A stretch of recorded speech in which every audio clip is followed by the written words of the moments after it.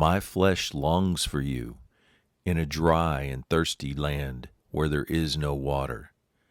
Psalm 63, verse 1. Top of the morning to you. When we read Psalm 65 with the eyes of love and a keen desire to get to know God better, we get a glimpse of what the world looks like whenever God's favor is plentiful. We see it's common for prayers to be heard and answered. Sin is forgiven and washed away. God and man's relationship is tight, each other enjoying the other's company. This helps man to build confidence and hope in God. The earth is vibrant and fruitful. Everywhere you look, you see rivers running full, soil rich and productive, with plentiful harvests. The land in general is lush and full of promise, which inspires man to be full of joy and singing. So if this is what looks like when God's favor abounds, what does it look like when God's favor is taken away? The exact opposite, right?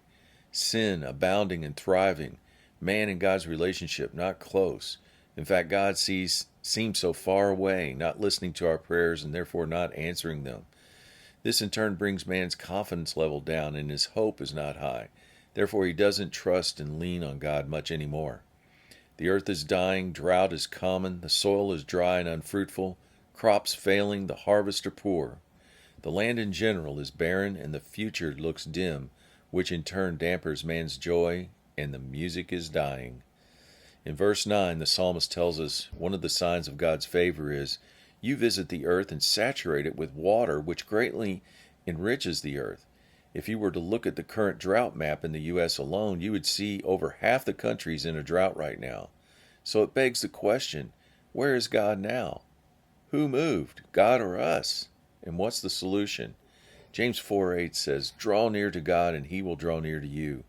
Sounds like it's about time we did some drawing near instead of running away from God and hating his ways. A word of encouragement, how about us?